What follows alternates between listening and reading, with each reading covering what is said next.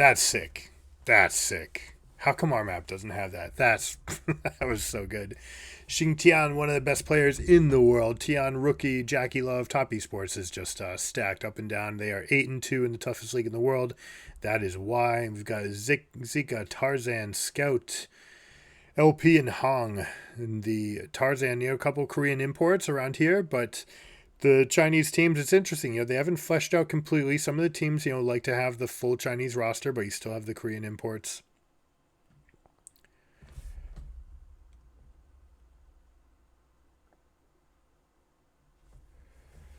And let's take a look at the lineup. We've got Rookie on Rise. This is what they had so much success with at Worlds 4 years ago, right? You had the Shy and Rookie trading Vladimir, Jason, Rise. That could kind of just swap between mid and top, and they'll just get the favorable matchups. Sion, of course, as always, has been overbuffed, so he's still present in the top lane. Gwen is one of the counters, although it's going to be a lot of work for the Gwen before she can truly get ahead. And even after that, Sion's going to dominate team fights just by being there and soaking a billion damage. So he'll be very strong. You've got a point and click combo from Vi to try to set up Rise or Varus.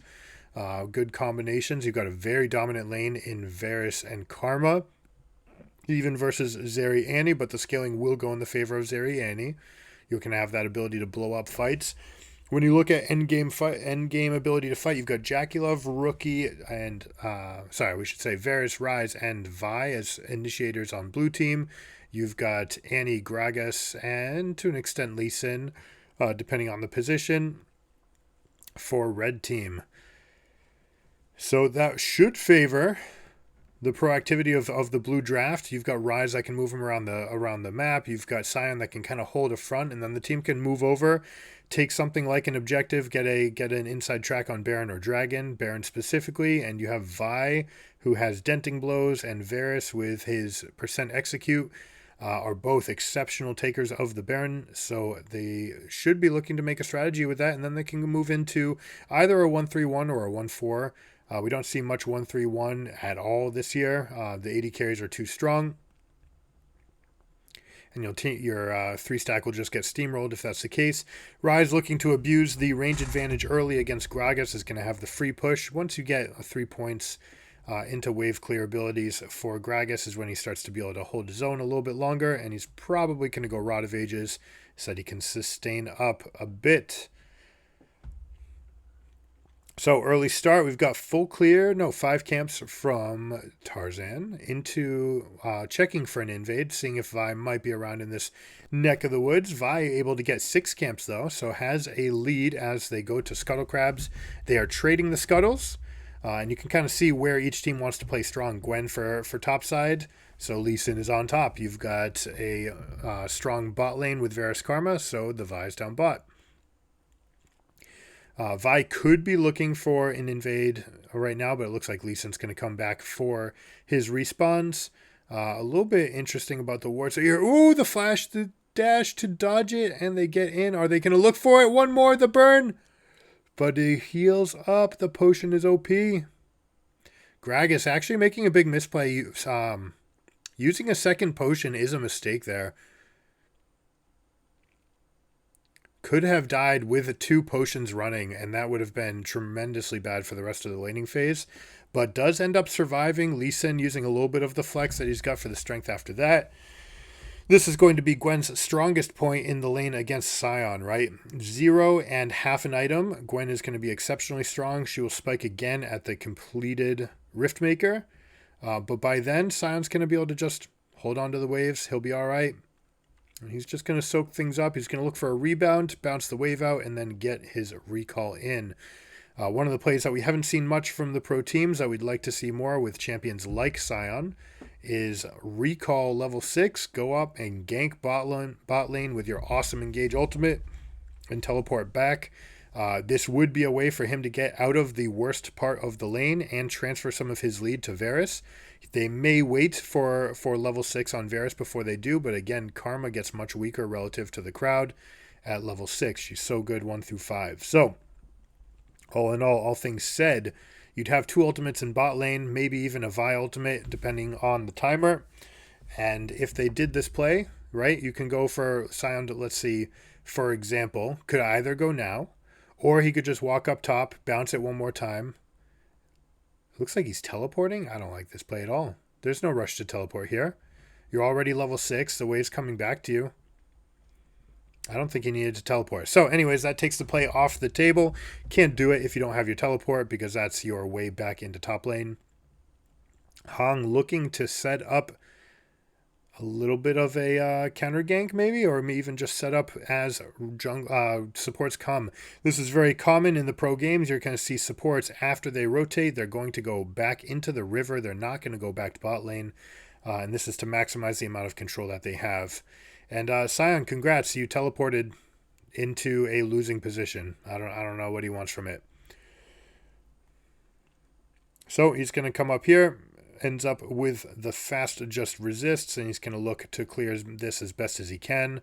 That Q does not deal very much damage to single target minions, so you got to be a little bit more careful with those. Ooh, Gragas just short on the hit. Oh, look at that moves, Rookie. You're so good. Gosh, that guy's really fast. Early catalyst of the Eons, which is an interesting start from Rise. You often see tier starts, but it looks like he really wanted to get the immediate early spike of the crystal to be able to bully levels 1, 2, and 3. I'm not sure that you had to flash that, Mark, but either way, they do. They're going to look to take this stacked wave and push it in. Gwen flexing up in the top lane. This is why I would have loved to see Sion. Like, imagine if your ult were just cooling down this whole time. And imagine if Varus just had a kill. But alas, they don't. So Gwen is punishing. Sion is going to look to pick off these waves as best as he can. And basically, he's going to be behind. He'll be okay once he finishes his item, but once the Leeching Leer comes out, the Gwen is just going to be able to just rip into him. Has the natural vamp, has the extra vamp from Leeching Leer, and she should be able to take over this matchup. So expect a blue team to put Sion weak side and try to play for strength down here, but they are unable to convert to a dragon despite having pushes in multiple lanes, and you have the jungler down bot. They had a winning position, opt not to take it. They just decide we're going to come back out onto the map once more. Vi, we've seen this before, going for the early chainsword rush. Very popular. Just a nice bundle of stats, right? It's just aggressively priced for the stats because Heal Cut doesn't really offer all that much, but it's going to be good. You've got Gwen, Gragas, Lee Sin, and Zeri all going to have healing in their kit somewhere. So you are going to get some value out of that. Honestly, top esports getting demolished in this early game. There's no other way to put it. They have not converted a lead for the Varus. The Rise had an advantage for about a minute and then gave it back. Is only now getting his tier, so he's going to be very late to stacking that. One of the things I don't like about rushing Rod of Ages, like, yes, you get your stacks sooner, but then you're missing out on that big spike, the extra proc, the Eternity extra level. When you get that full stacks and you gain a level, like, compare the difference between jumping from 14 to 15, 15 to 16 versus 12 to 13. It's huge, right? Not only in the sheer amount of experience it is, but also for getting to that level 16 spike and just being that much bigger. But it is just more experience when you do it at higher levels. So when you rush Roa, yes, you get your stats a little bit earlier, but you give up an extra level potentially later, like literally a whole extra level. All right, let's see what they do. They're coming up here. Tian trying to take over this area. Vi is going to engage. They're going on the Annie because she has no stun up, but she gets the shield off, which means that this is going to blow up in their face. LNG able to get counterattacks. Lee Sin jumping back in over the wall, and they're going to be so strong in this position. They've already got 2 kills to their name for 0, 3 for 0. And I dare say this game is already troublesome for top esports. We'll see, how big of a presence can Sion be in these fights? How much pressure can Gwen apply in side lanes? We haven't seen many games going off through the side lanes for full victories. Despite the amount of Fioras, it always ends up coming down to the fight at some point. All right, so LNG looking to take their momentum into the top lane. They call off the gank when they see Vi. They actually could have continued because Vi does not have ultimate. They were actually fairly strong there, but with Gwen not having hers, no harm, no foul. She's able to take this advantage. She'll push in and probably look to rotate for Herald. Sion is stuck here. No way Vi wants to contest when they're down all this much gold. All the money is in the inventories now. They've had a chance to shop. So LNG looking to take a very advantageous position here.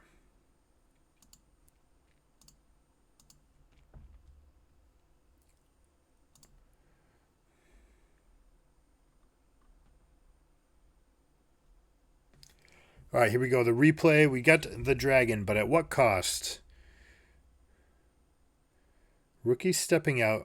They feel strong here. They look strong. But you know what? For a moment, it's 2v2 versus Annie. So Annie gets the upfront on the stun. They think that they've got the engage, but really you've got Gragas with a big fat body, able to get the body slam flash in to blow everyone up, moves the Varus away. And even without Zeri being a real contributor in this fight, they're able to blow it up. And yeah, Jackie Love was just not able to contest enough. And that was the source of their issues there. If they have a Varus dealing all that damage in the fight, then yeah, they'd be okay. But a little bit too early, 2 into 2. They didn't really actually have any kind of advantage. And of course, you're going to favor Lee Sin in any kind of fight like that in the early game. And Gragas, right? Just 2 phenomenal early game champions at level 6. They are so hard to kill. They spike so hard. They deal a lot of damage. Just exceptionally powerful. All right, it does look like it is going to be a Roa completed for Rise. He's going for that rush. He'll go for the Seraph's second. Sometimes I like picking up the Catalyst, and then you go ahead and finish the Seraph's Embrace to get your AP and your mana. And then you can go finish off the Roa later. Sion trying to scale up. He's got his magical footwear. He's looking probably at about 600 more gold, a couple more waves, a handful more waves before he can get his completed item. He might be actually pretty close to it. It looks like he's going to go for Merc Treads, which makes a ton of sense because Zeri is about a 60-40 split for damage. And then you have Gragas, Gwen, and Annie that are entirely magic damage oriented. So looking to take advantage of that. Jackie Love trying to get a little bit greedy for this plate. Ends up getting ulted by Zeri, but Zeri does not continue. I don't like this lack of continuation. It could be Tarzan saying, hey, I'm not here. Yeah, I don't know where Vi is, and they just pull it back to make sure that they're not getting blown out. As these pro teams do, they are very risk averse. What they could do potentially is say, hey, Gwen be aggressive and we be aggressive. Chances are that we win. We're going to win at least one of these positions. We might win both. At worst, we lose one of them. Right, so that's something you can do. A lot of these teams, it's tough to pull that trigger in the heat of the moment to call something like that. Very easy to see in a replay. But when you're playing, being aggressive on 2 different spots is okay if you're absolutely winning and the jungler can only be in one of them. Annie hinting a little bit for that ward. Gonna find that is not really worth it. Like, denying a ward that deep in the map is not really going to accomplish that much. So she pays for it with her flash. A couple item breakpoints coming in. Gragas getting Roa. Now, this is a champion that I am okay with it because you need him to spike earlier. And so you want those extra levels. Said he's just that much stronger. We've got Immortal Shieldbow, Gore Drinker, and Riftmaker all coming in on red side, whereas we still have some unfinished items. We do have an early Yumu's Ghostblade, which is something you see on most Varuses in bot lane now. They tend not to go for the on-hit. They want the extra lethality so that they can carry their team through the mid-game. And here you go. You see how strong Gwen is. Using the ult for a little bit of an HP lead. Getting Sion's ult as well. I don't know if he needed to do that. Vi playing to top side, which means that LNG is going to pick up a dragon for free, and the script is basically already flipped. This is going to take a demonstrable misplay or outplay. We'll see if we can get some form of outplay from top esports. It's probably going to come in the shape of a Rise ultimate. And that is something you're always looking for. Rookie, one of the best Rises in the world, if not the very best. And so if there's anyone who can find an angle, it's going to be him. So very much this game is going to be predicated upon being able to find that, which is going to start with vision. They're going to have to give up one side of the map to the Gwen in order to play with a 5v4 advantage somewhere to get enough vision, then move back and then use the Rise as an ultimate to try to collapse on people who are fighting for vision back in the river, for example.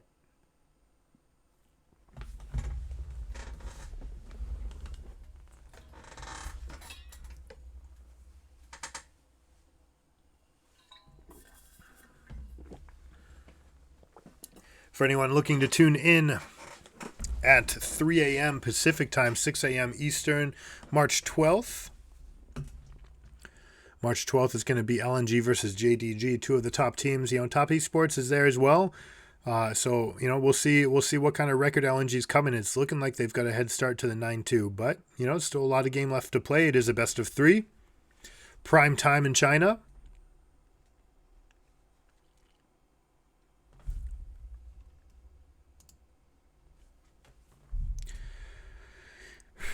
All right, 16 minutes, you have the rotations. You've got your bot lanes moving to mid.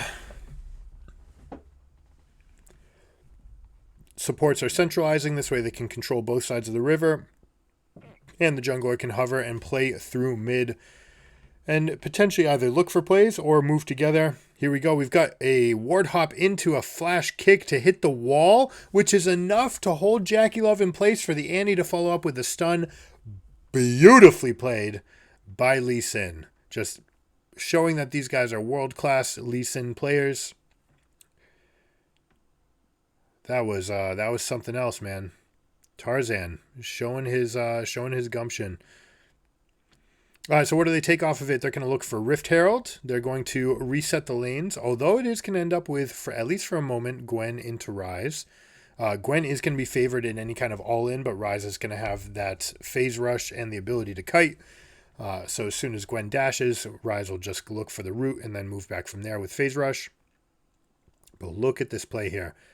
Ward hop into flash kick. Not even... Whew. I mean, you got to believe that the R was already buffered, but using the terrain as a way to keep him in place to extend the duration, and Scout picking up the kill. So man, these bangers in mid lane, all-time greats, Scout and Rookie, have been battling here for 5 years now, and Scout getting the better of this one. This is looking like a blowout, folks. 6-0 for red team. All right, here we go. Rise has a little bit of a flank position, potentially. Not that you can't just get that with your ultimate anyways, but the 3 champions hover together, Annie keeping the ultimate or the passive proc primed and ready to get any sort of counterattack. And so if you're top eSports, what can you do here? No one can match up against the Gwen. Gragas is more than happy to go up against Sion, wave clear, win trades. Kind of one-sided on those, right? He's never, ever going to take any additional damage, and he can just use mana to gain his HP back. So very happy to just hold that one, and he's going to rotate over as soon as his ultimate is up, and for the dragon that's coming up. So in 1 minute, we're going to see LNG flex their strength into the Eastern River. I want to see top eSports make a move on Baron in response. Baron is actually going to spawn 14 seconds faster than the dragon. And if you're going to exploit LNG putting all their eggs into the bot side river, you might actually be able to take this. And we already discussed Rise, Varus, Vi is an exceptional Baron taking core. So we'll see how LNG decides to split it up. It looks like they decide to keep Gragas on the top side, probably with the intent of being able to fight off anyone that's at Baron, right? Being able to throw that explosive cask into the fight. Instead, we end up with a teleport canceling a 4-man gank. That cannot be right. Top eSports, you gotta just commit. Even if there is a teleport coming, this is your best chance. Like, what better chance are you going to get than a 60-40 in a 4v2 fight? Are you going to actually go and try to contest this dragon? There's no way, right? They also expended Rise Ultimate, which means they don't have that tool. If they had just tried to finish the all-in, maybe you lose one, maybe you lose two. You definitely kill two and you lose Dragon. But then, depending on how good the fight goes, there's a chance that you get a Baron on the flip side. Instead, they're just going to go and stare at this Dragon as it's dying, which makes no sense. Now they're just walking into the strength of the Annie and the Lee Sin playing in Vision and the Gragas, right? Like, how good is this team in this position? They don't even need to drop wards in these bushes. And there you go. Top Esports just gives it up. Why did you go over there? Really bad signs for this team, right? This showing some dysfunctionality, like the amount of miscommunication that needs to happen to what A, get into the trouble that they're in, but B, to not have the wherewithal or the confidence to say, hey, this is our best chance to go on this all-in 4v2 in the top lane, and then to try to just stare at the Dragon as it's dying. You're not accomplishing anything. In fact, less than nothing. Right? All that time moving around the map, getting nothing. LNG's just getting bigger. They've expanded their gold lead to over 5,000, and they're just going to move their way inside track. So from here on out, what we're basically going to be looking at is LNG's technique. How do they opt to approach this Baron? They know that it's theirs. They know that they're winning. They know that they're scaling. So are they afraid of anything? Are they afraid of a Scion? Are they afraid of Varus long-range poke? We'll see. Together, they're probably going to move up. Yeah, here they go. They start moving up on the beach. They've got some beach wards already, which get red warded away by Top Esports.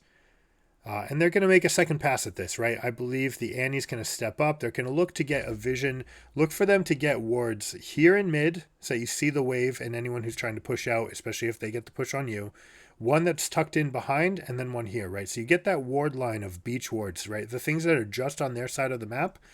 And then you can recall, you can push out again and see if you can get even deeper wards. And the deeper you can get, the more time and prevention that you get to set up the Baron and make sure that there's not any amount of risk involved in going for it. But at the same time, they don't really need to do it. They're just happy to let this game go on and on and on. The issue is there is a Rise and a Vi on the other team and a Varus. So if you do make mistakes, if you decide to just sit on the sides and scale, yes, like it is going to favor you, but just as easily one mistake or one great play by a Rise could swing the tides for them. So I do expect them to want to convert this lead into the Baron. They've got teleports up on Gragas. He's able to come here if they need to. Lee Sin aggroing the Baron to make sure that it's hitting them back. And this whole scuffle has resulted in 3 minutes of Gragas getting solo experience uncontested, right? Scion was not there. No one was picking that up. So count that as another small win for the team. They're going to restock their wards and start setting up again. You see that they kept very shallow wards, right, on their own beach, right behind Baron and then on the wall, right? These are the most shallow kind of protective wards you can get. Very safe, very easy to place those without putting yourself at risk. That's normally the second volley that you do if the enemy team shows a lot of strength and gets into your position. So LNG really well played, giving Gragas that extra time. It's a very patient approach. It's some forethought, looking 4 minutes into the future and saying, hey, we can sit here for a while. But as we were just saying, one engage from a Vi, one misstep from an Annie, and they might get a pick that actually makes some amount of difference for being able to get into these fights. Now, Gwen's staring at this fight and opting in because they're just that strong. Oh my goodness. So getting baited, walking in, accepting a Vi punch to the face, knowing that they don't have the Vi ultimate to be able to follow up on the damage. They bait in the fight and they're just that strong. Qingtian showing us his Formula 1 skills. Quick little wreck. And now they get onto the Baron. They've got 2.5 items on Zeri, 2.5 on the Gragas, including a stopwatch. So basically 2 or 2.5 across the board. Everyone except the Annie. They should look pretty strong right here. They're going to look for the fight, right? They're playing for the fight, not for the actual coin flip. They are able to find Vi and kill Vi, seek and destroy, which means that they are going to pick this up uncontested. And now, if you're top esports, the only play you're looking for is a Rise ult. You're trying to fight against the 1-3-1 with a 2-1-2 and then Rise ultimate to one side. Or you can go 1-3-1 to match, but you just basically want to get the whole team to rotate over. So expect LNG to be very proactive and very aggressive to take that off the table, right? They're going to be super compact and aggressive with their formation, saying, hey, we're going to stay here and here. We'll see. We have a Rise Ultimate with 4 champions. They're going for the play. Let's see. Can they catch up to Zika? It looks like they cannot.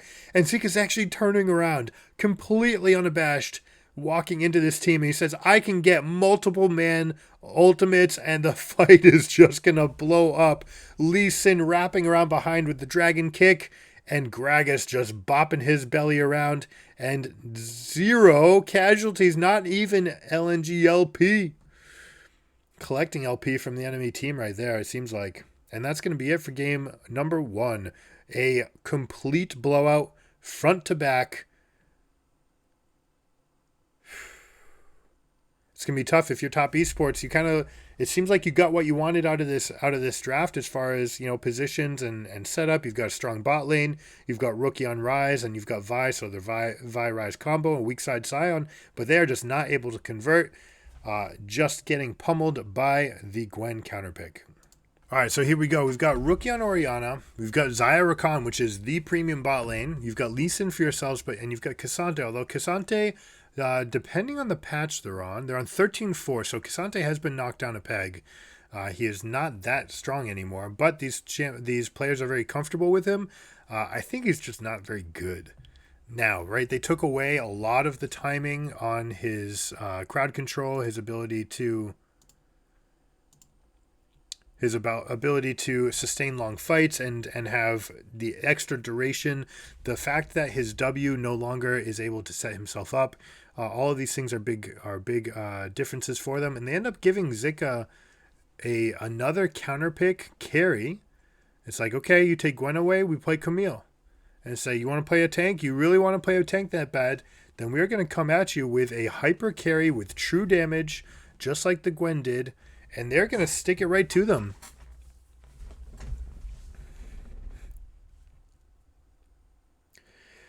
This time, slight adaptations. We've got Scout on the rise. We've got LP playing Aphelios to go with Annie versus this Xayah Rakan. Now, Annie and Aphelios do heavily outrange the bot lane here, but the all-in is going to favor Jackie Love and Mark on the Xayah Rakan. Li-Ning also going to be a super proactive fighter, but Wukong this time. Wukong, of course, with the stacking passive for the extra regen and armor that's very good into these melee fighter matchups. So expect Wukong to be very, very strong here. And ultimately, it's going to come down to this Camille again. Do they have an answer? And they really didn't show that they have anything from last game to stop Zika from just taking over in the top lane, even versus one of the best tank players in the world in Xingtian. So, yeah, it's going to be tough. They're going to have to force some sort of win here in a low range matchup, or a sub range matchup. Look at the amount of harass that Hung is getting off, right? Going with the summon Aerie, knowing that she's going to be able to get off as much poke on the Annie as they want. And you really using that rune to perfection. So what else can they do? We end up with Orianna Rise in here. Now, traditionally, in the old Orianna Rise Cassiopeia trinity, right, when they were the 3 meta champions, and these 3 champions are very strong again, you wanted Orianna into the Cassiopeia, you wanted Cass into Rise, and you wanted Rise into the Orianna. So right now, looking at just power and strength, Rise is going to be able to go toe-to-toe with Rookie, with Orianna. There's not much that Orianna can offer. So really, you've got 3 winning lanes from LNG.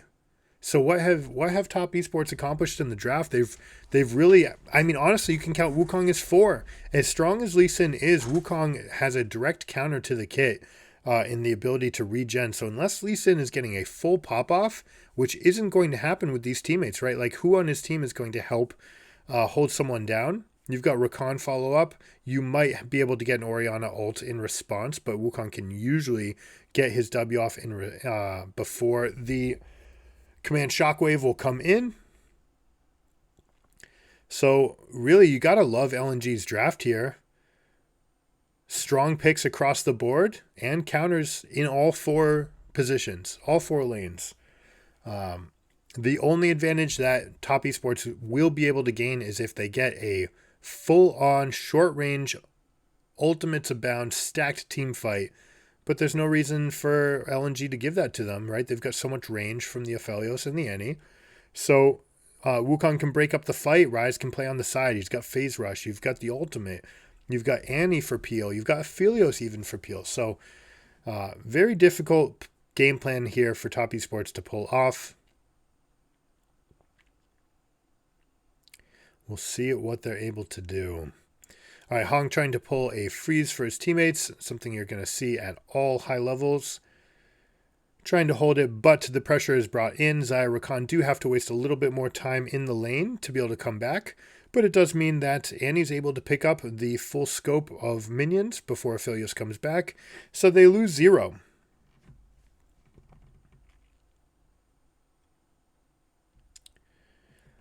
Wukong setting up extra jungle. It looks like we're going to start just shadowing Lee Sin. Wherever Lee Sin goes, Wukong wants to match. He wants to show up second.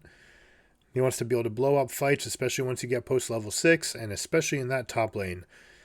Camille, always going to have a physical shield against K'Sante. Not much that the K'Sante can do against it. But this is one of the ways that Top Esports can make fights happen, which is to force fights around objectives. The problem is they're probably going to get kited all day long, but you can try to create a window for an advantage. If Lee Sin can get a glorious resonating strike into kick flash to knock someone back, peel into the team, then they may be able to get something done. But here we go. A little bit of a counterplay. They have to pull off a dragon for a moment, but that costs Rookie Flash and the presence from bot lane coming over. So Aphelios able to get Prio and bot for the moment by himself, while LNG is able to get an HP lead from mid lane. It looks like they're... Yes, okay, they will come back. I would think it very strange if they decide not to go for this fight. They opt to allow the fight to resolve, the dragon to resolve and try to take the fight after. Kind of like a little bit of everything and not accomplishing anything major. Aphelios not even able to get this wave all the way in. So expect Annie to step up. Wukong's going to have to hover bot to allow them to push this wave, and there he is. Ryze, of course, going to hold a freeze for himself now that Orianna is forced back with no flash. So we've got freeze coming there. Wukong hovered bot for the moment to allow them to get that push in, and it looks like Annie being very aggressive, using Hex Flash to try to get in some poke, landed up front. Once they get level 6, they're going to have to be very, very careful. But this is really where the point LNG is going to have to look for their positions, using their counter picks with superior fighting ability in mid lane and top lane. How can they get their solos, right? Bot lane is really not looking to make plays, though they might take one if it's there. They might even not. Right, bot lane would be fine saying, yeah, we're okay. Aphelios will scale. Ryze, Camille will scale. We'll be okay. Even versus Orianna, K'Sante, who are, 2 tremendous scalers. They're just happy to play for the long range, and these solos are going to be super hard to deal with. Item check. Let's see, as we build, K'Sante is rushing Iceborne Gauntlet versus the Divine Sunderer, Shirley of Camille. No idea what the Caulfield's Warhammer is going to turn in for Lee Sin. Probably Gore Drinker, but we shall see. Wukong looks to also be going for the Divine Sunderer. It makes sense. They'll give him some more abilities to fend off K'Sante with that Iceborne Gauntlet. Orianna super far behind. Right now, just in the inventory, only rocking brown boots, tier, and a book. So the extra move speed from Ryze going to allow him to get in and out of these sticky situations, plus give him access to more of those ultimates. And in bot lane, we get the Berserker's Rush into Moonquiver. They have an advantage at the moment, as they should, playing in this bot lane. But Aphelios happy to exist in a 1v1 state if the supports are going to go up to the Rift Herald. This is a free pass for Aphelios. You're giving up a lot of your advantage here. And if you're top esports, I don't think you ever have a right to this. Right? Because Xayah, your main source of sustained damage is in the bot wave, and you've got 2 losing solo matchups. So how do you ever get this Rift Herald? So once again, it looks like top esports pulling 100 Thieves and just staring at objectives as they fall. Let's see if they try to make a position of strength. Do they know that they have Tarzan wrapped here? Is Tarzan baiting himself, or is he going to be there just in time for this follow-up? He's going to get in with a big ultimate. The all-out from Cassante. He actually did not want that. But let's see if Tarzan tries to continue this fight. He goes in. He doesn't use an ultimate either. So the all-out from Zika actually gets him killed. Team is able to fight over the wall very easily. And they're able to get that kill. It feels like if he could have just held out. Oh, I'm sorry. That was Qingtian all-outing the Zika over the wall. Of course. All right. It's all fine. I've misspoken. So they get the ult. Can this be done? Let's see. What sort of technique they're using. 4 champions coming up.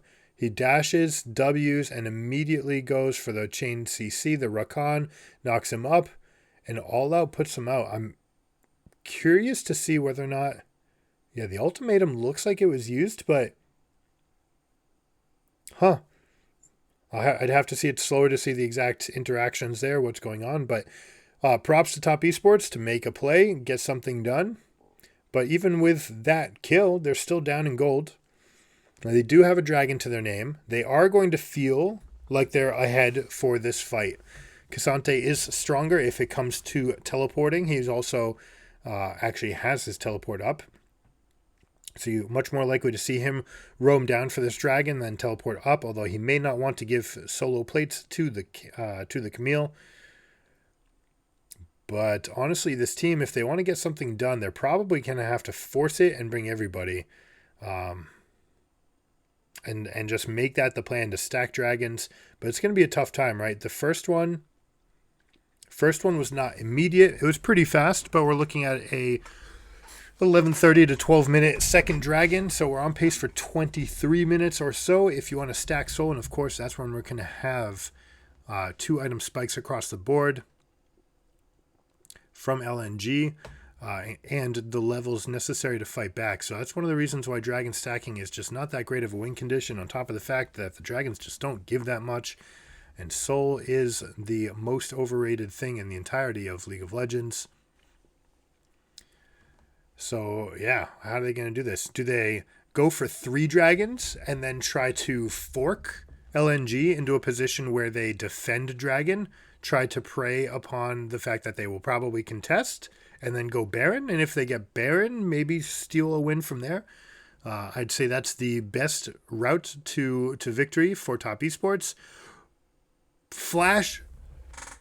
Hong does not buffer his spells, and he goes in. He ends up dying. He's short, misses the ultimate, and that means that we have a counterattack from Top Esports. They're able to get the dragon and get the kill. Cassante's going in and all out against the Rise, but he misses his Q. Crucially, that's going to be the survival for Scout. No way are you chasing. Which means he's going to give up a turnaround on the Aphelios. No way. He can't. There's no way. It's actually just going to end up baiting the Aphelios, and this turns into the best possible case for Top Esports. They get the dragon, they get the fight, they get 2 kills, including on the hyper carry, and they're going to get plates. At the cost, however, of Camille getting solo plates. So you see 2 plates to herself, and she's got the inside track to get a 3rd. That is not nothing. She's going to have her Divine Sunderer now, and she's going to absolutely take over the matchup right here. But look at this. Ulting to walk in is just never the plan that you want. And it looks like they were going after Lee Sin instead of the Xayah Rakan. I don't know. It feels like a misplay. What happens there to flash and not ult?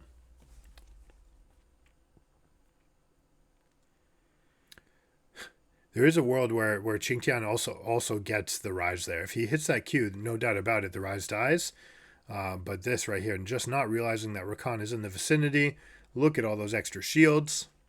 that is something about this team. I hope people on their team are rocking Shield Bash, because Lee-Sin can share shields, Cassante can share shields, Orianna, Rakan. They have 4 champions that can share shields.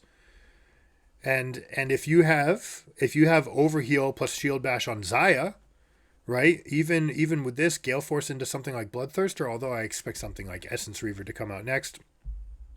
Essence Reaver and Navori Quickblades. There's going to be some amount of healing in that kit. Overheal would definitely give you the ability to stack up Shield Bash for yourself, although she's probably the least likely on the team to have it. But these other 4, right? Cassante, especially Lee-Sin.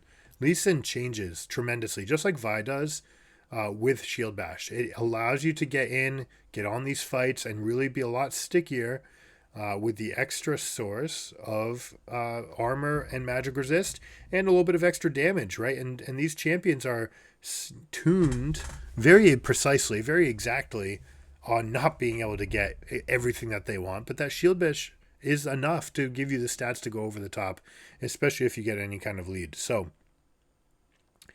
I'm hoping we'll have to see after the game what the actual rune choices were across the board, but I am hoping and expecting that that's the case from Top Esports. They do get exactly what they needed to try to get some form of a lead in this game.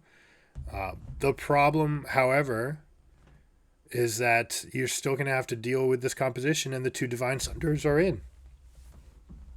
So LNG rocking with these Sunderers, these guys are going to feel pretty invincible, Wukong and Camille. Now, it will be said that this is the strongest point in the game for Lee-Sin. Apart from that very first recall, he's got a chance right now to be able to blow up Wukong in these fights. After that, it probably doesn't show up. He's going to need to have his team to support him.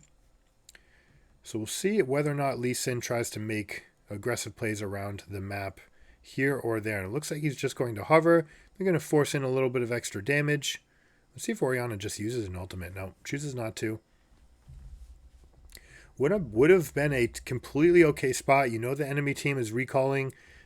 You just use the ultimate there, get a huge chunk of health off of Camille while also clearing the entire wave. Would have allowed them to get more chunk damage on the turret, but opts not to use it.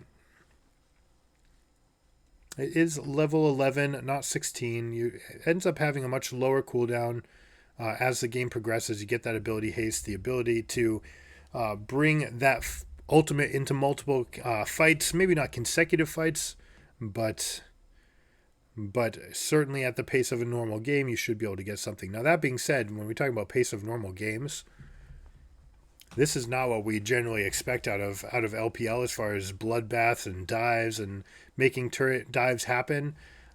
Largely, the change to teleport last year was a huge change to a meta as far as like the ability for teams to tower dive and things like this. Cassante opting to go all in. I don't like the flash here from Ziggy. He did not need to do it, but here we go. Is he actually going to show the strength here? No way. Cassante winning the 1v1 by soaking up damage under, and Camille tries to get a grasp and sunder a proc off, but Cassante showing exactly how strong he is. One of the things that's notable about Cassante, when they did do the last round of nerfs, and they amped up the amount of resistances that he gave up during his ultimate, that directly impacted how strong he was when he goes all out, right? Because you are actually gaining more stats in the form of AD, so much more lethal in those positions, and I think that caught Camille off guard. So we'll see how she reacts to it. It looks like it was just a little bit of being under turret and trying to get those extra hits in to kill the turret as the symptom, as the indicator why she was losing that trade.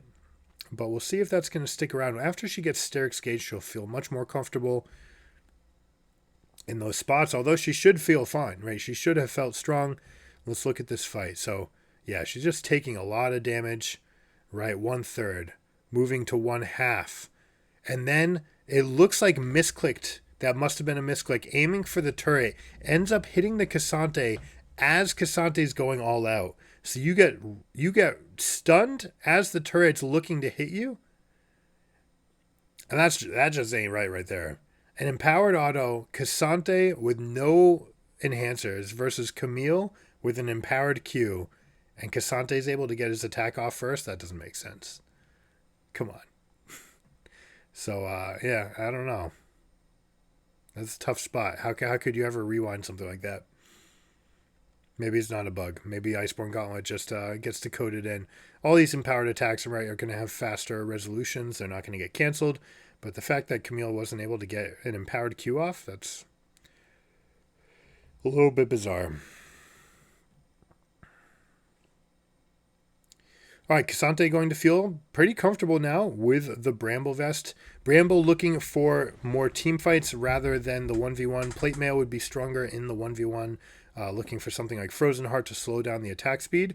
But it's not as good into the fight, and you're looking for a lot of the heal reduction against this team, especially the way you're going to be playing up in front. You're kind of spreading that out. But here we go. We got a rotation up in top lane. Mark caught out a little bit too far, and Tarzan able to get a big ultimate off, gets dragon kicked away, flashes over the wall, did not really need to, and we've got fights in multiple different scopes. Tian versus Tarzan here. We also have the fight in the top side with the all-out versus Aphelios. Can Qingtian get this fight? It looks like no. And Oriana's chasing. We've got multiple different fronts. 4 different fights going on at once. Zika coming on. If anyone's to be favored in a huge scattered fight, it's going to be the Camille. And she takes advantage of this situation. The all-out is going to fade from the Cassante. Let's see if they decide to go for the Baron. If they have any semblance of juicy fruits or regen, they'll be happy to do it. But right now, like, what is Mark going to do? There's no way he can stick around. These shields, right? Not as many shields on LNG as there are on top esports, but the anti-shield is plenty to tank the Baron right here in these situations, especially when you have champions like Wukong and Camille who are so strong in a closed spot. So let's take a look. There's going to be a lot to digest here. Mark going for an engage as Tarzan's engaging on his backline, so it definitely backfires. Dashes home a little bit too early, ends up getting knocked up twice. Not just once. Zika chasing over the wall, but is unable to convert that kill. But they do come back onto Tian. And meanwhile, on the top, Qingtian getting this action on Aphelios, who has to flash and use ultimate. Cassante is going to respond with it of his own. And here's where Camille is going to have a field day. They've kind of lost track of the fights and who's going where. And Camille is able to get that fight to keep the Aphelios alive for a moment. It looks like he was trying to get Legend Bloodline to go off from the runes to just sustain through that ignite, but exactly enough from the ignite themselves. Or the burn. Was that just red buff? It may have just been a red buff. So the burn coming... Oh, it was Leandri's. It was Oriana's Leandri's, of course. So, big win for LNG in that fight. They're able to get Baron, which means that they're going to have push priority. They're not going to have to give up a soul. They're going to press up, look at them, control the bot side river and the beach first. They're going to take this shallow vision, which will allow them at least to push. They can get a little bit of chunk damage out to anyone who's trying to harass here. But they're going to have the inside track. They'd end up moving out of mid long enough to step out. Now, Hong had an opportunity to get a big chunk of damage out, opts not to. Could have gotten 2 champions down by 40%, would not have been lethal, but would have gotten an HP lead, but then wouldn't have had Tibbers for this fight. That being said, you don't need Tibbers. Annie is very good with a flash W. It's able to get that flame breath off. It's not quite as big of an AoE as the Tibbers, but it still often is enough. Here we go, the catch on Zika on the flank. He ends up using his ultimate Hextech ultimatum to disjoint and then flash over the wall, hook shot away. But you have to count this as a win if you're top esports. You've got their hyper carry in the top lane back. Let's see if they look to convert this. Annie is trying to hold a flanking position. Oriana trying to keep a position with the ball, spotting out the Annie, but misses the W. Puts pressure backwards. No, this is complete miscommunication, but are they going to get it anyways? Wukong is blowing up the fight. They end up getting everything. Oriana used her ball backwards to shield the Annie while the team was trying to engage, which means that they end up getting blown out. They don't get the damage, and that has got to be a huge fumble from Oriana. And now Camille is going to rampage up this mid lane. They're going to get at least one, if not two turrets from this position. They're going to get perfect wave states. Zika just getting exactly the goal that they need to jump back ahead in this game. And look at the scores. Wukong 4-0-3, Rise 3-0-3. These guys are going to be able to dominate these fights. And you know what? It looks like Camille actually went Hullbreaker instead of Sterix Gage, meaning that she really wants to play for the side lane. They're going to allow for a complete 0-4-1 spot, maybe even 1-3-1. But look at that. Rookie just not in range. There's no ultimate. And boom, big damage. Aphelios just spraying it. Wukong gets the kills, but make no mistake about it, Aphelios carries that fight. And then Zika is in position. The stall took long enough. If, you're picturing a world where Cassante all out with the ball on, and you jump into the middle of the fight and you get that big ultimate. So we're going to see if Top Esports can find a play like that next time around. So picking up the waves. Interestingly, they're sending Aphelios top and Rise mid. This must be because they're trying to set up a 3-1-1, which would be great progress. This is something that we do not see nearly enough at the pro level, is a 3-1-1. They always default into a 1-3-1. Ooh, bad timing by the Camille goes in. Hextech Ultimatum is end up going to get 3v1'd, but now what do they give up in exchange? Rise has exceptional wave clear, and they are missing some ultimates, right? There are two ultimates used in that position. Rise will be able to defend. We'll see if anyone else comes back. I think they shouldn't. LNG should look to press this up for the maximum, but instead only get that middle turret. They get the inner turret. Congrats, good for them, but it's going to be at the cost of Scout. Did Scout think that the team was going in and therefore he contested? That would make sense. If the team were going all out and pushing for that top lane inhibitor, then yes, giving up your life for stopping recalls would be worth. But ends up getting out okay, so no harm, no foul. Does not need to expend Zonia's either to do it. So Phase Rush taking full advantage of that extra mobility. They end up cleaning up two inners, but you have to think that they probably wish they could have gotten more there. So taking stock, though, 3k gold lead, right? Those inner turrets are worth so much gold. You've got the extra spikes. We're going to get a Ravenous Hydra, not completed yet from Camille, but nearly there. 3.5 items on Rise. We've got Wukong on 2 plus a stopwatch. We've got the carry Aphelios looking at that beautiful new buff to Infinity Edge, allowing him to buy a second, and he's got that Mortal Reminder, so he'll be able to get Lord Dominic's regards, if that's the path he ends up deciding to go. I am pretty sure that that's where he's gonna want to fight. So, they've got a big lead for themselves. They're scaling into the game. They picked up a dragon. The second Baron is up, and Camille is dutifully pushing. That cannon is buffed. That thing is going to take 12 turret shots to kill. Camille is going to rip through this turret with her true damage. She is one of the best Hullbreaker users in the game, and look how quickly that turret dies. And here we go. Looking for the teleport. Team fight with Hullbreaker. Scout uses the Zonias. Hong able to get a flash engage, but doesn't hit everybody. The team spreads out just enough. But Aphelios on the side and Wukong just super strong. Tarzan using the stopwatch. This is going to go Top Esports way. I have to question Camille's choice to come in here. You've got a Hullbreaker going in the bot wave. You have a guaranteed inhibitor break in the best lane to get it broken.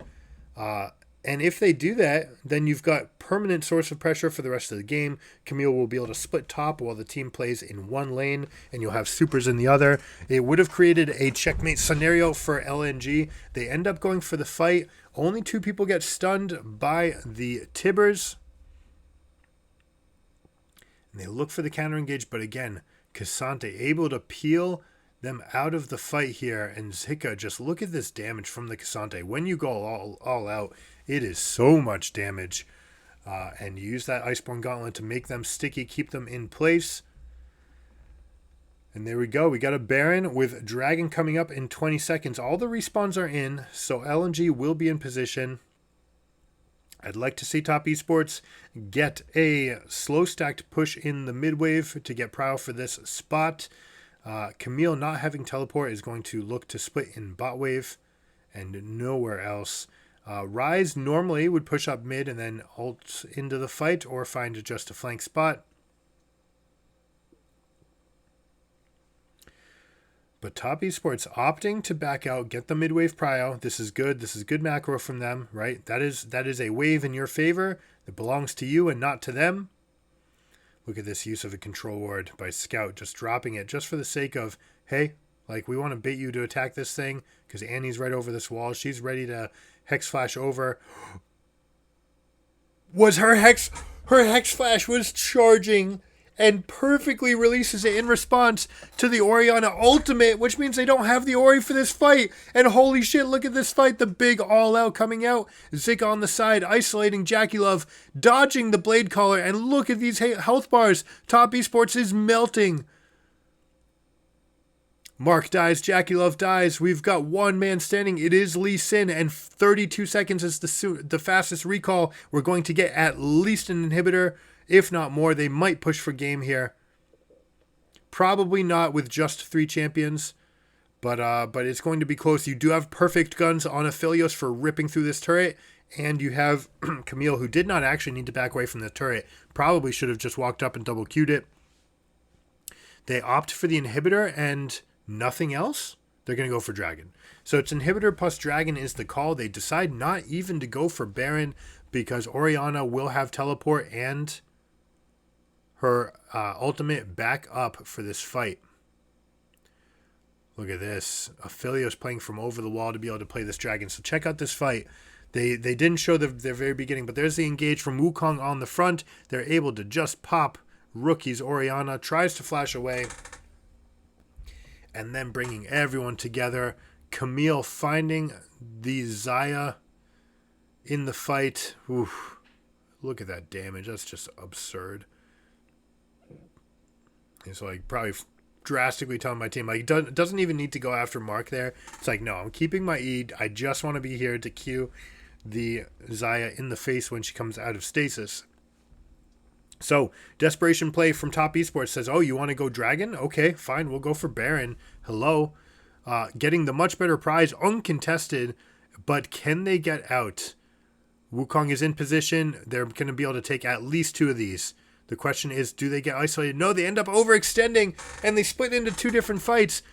Xayah with a 2/3 of the triple kill. They get out. Zika not able to convert a kill, and holy shit, that is the biggest fumble that LNG could have had. Now, do they have teleports? They do. Orianna could teleport into bot wave. They could look to push this out. They definitely can push in against the supers. Top wave and mid, the 2 closest waves to the fight, which you'd look to try to have some amount of prio for pushing after a win like that. It looks like they're not actually going to get that much. And now Orianna is potentially strung out a little bit too far alone, ends up coming back to her team. That makes sense. If you're LNG, you're going to give up these inners and just hold for the base. Look for the respawn. Scout will be up in 13. Tarzan is already up, so you're not going to see any more of a push from Top Esports. But how are they going to decide to use this Baron? You've got one more inner standing. Cassante very strong in this side lane, very confident. Teleport is up, so they can play side to side, but they're going to have to go through mid lest they give an opportunity for those supers to actually end the game. So that's one thing you have to be careful of in these long wave pushes versus supers. When you do get them all the way up to the turret like that, it's going to start stacking. The next super is going to stick to your next wave, and it's going to take them a while to kill. And then the next super comes in, and you've got 2. And because it's so far out, it could take 3 or even 4 waves for the supers to reach the base. So you could be looking at 3 supers punching into your base if you're not careful. So Top Esports does decide to push out through mid. They do rip through the super. Xayah is very good at clearing supers waves. Able to rip through it. Orianna also exceptional there. Cassante cannot. Don't ever put your Cassante in the lane with the supers because it takes him forever to actually clear those things. So they end up pushing mid. You might see Lee Sin push mid and then look for a flank position. Try to get a resonating strike into a ward hop and the dragon kick to get them out. But certainly they're going to give up this inner turret. It's too low health. It's not worth fighting for.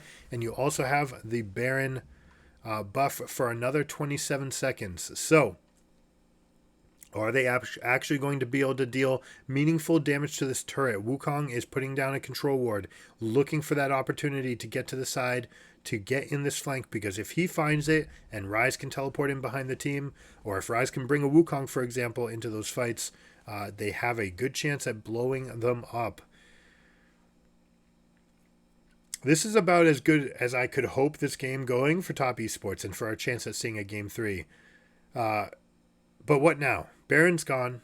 You've cashed in everything that you can and turned it into a Guardian Angel for the Lee Sin. You've got Stoneplate for Cassante. You've got a lot of major item completions for these champions.